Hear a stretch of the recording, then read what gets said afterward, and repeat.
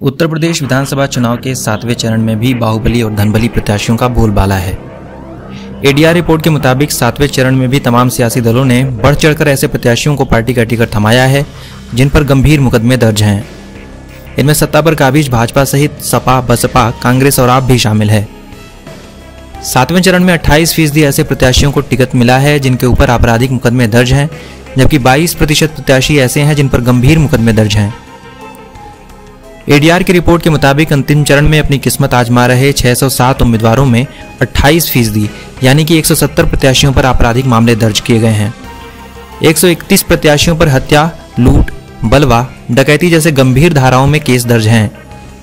पार्टीवार बात करें तो समाजवादी पार्टी और भारतीय जनता पार्टी के 26 प्रत्याशियों पर आपराधिक मुकदमे दर्ज हैं। गंभीर अपराधों में दर्ज केस की बात करें तो एसपी के 20 प्रत्याशियों पर गंभीर धाराओं में केस दर्ज हैं।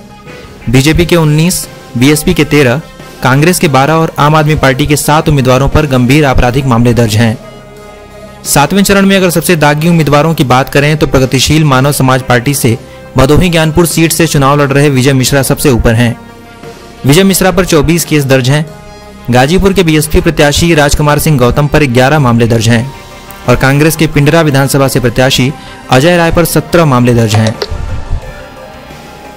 7वें चरण के धन्ना सेठ प्रत्याशियों की बात करें तो 607 में से 217 प्रत्याशी करोड़पति हैं। बीजेपी के 40 प्रत्याशी, सपा के 37, बसपा के 41, कांग्रेस के 22 और आम आदमी पार्टी के 15 प्रत्याशी करोड़पति हैं। इन करोड़पति प्रत्याशियों में आजमगढ़ के मुबारकपुर सीट से एआईएमआईएम के प्रत्याशी गुड्डू जमाली सबसे ऊपर हैं, जिनकी कुल संपत्ति 195 करोड़ है। वहीं पिंडरा विधानसभा से बीएसपी प्रत्याशी बाबूलाल के पास 44 करोड़ की संपत्ति है। आजमगढ़ के निजामाबाद सीट से बीएसपी प्रत्याशी पीयूष सिंह के पास 34 करोड़ की संपत्ति है। दागी और करोड़पति उम्मीदवारों के बाद अगर प्रत्याशियों की शिक्षा की बात करें तो 214 उम्मीदवारों ने 5वीं से 12वीं के बीच पढ़ाई की है। 346 ग्रेजुएट और उससे अधिक पढ़े हैं। 30 उम्मीदवारों को सिर्फ अक्षर ज्ञान है और 4 तो साक्षर भी नहीं है। दागी प्रत्याशियों की प्रतिशत जो है 28% है और इसी तरह से गंभीर आपराधिक मामले के प्रतिशत भी सबसे अधिक है, जिनका प्रतिशत 22% है। उम्मीदवारों द्वारा घोषित किए गए आपराधिक मामलों में अगर हम देखें तो समाजवादी पार्टी में 58, बीजेपी में 44, बसपा में 38 और कांग्रेस में 37%।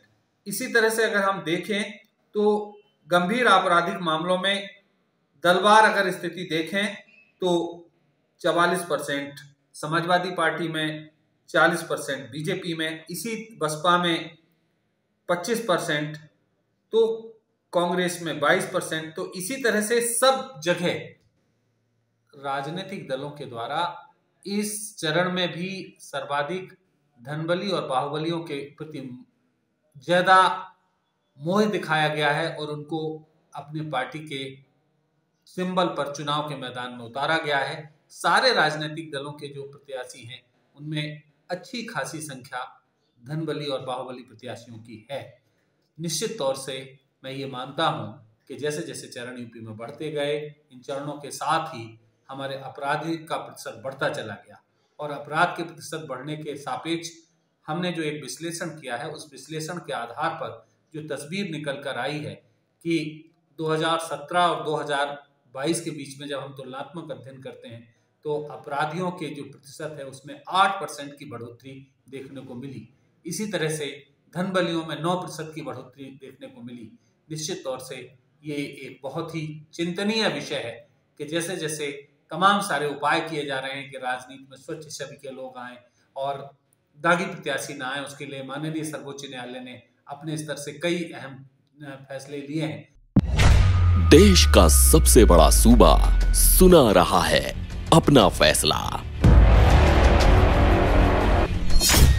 आ रहे हैं यूपी और 4 अन्य राज्यों के विधानसभा चुनाव के नतीजे। इन नतीजों से जुड़ी हर बात, सटीक विश्लेषण आप तक पहुंचेगा। 10 मार्च को दिन भर जुड़े रहिए नवभारत टाइम्स ऑनलाइन के साथ।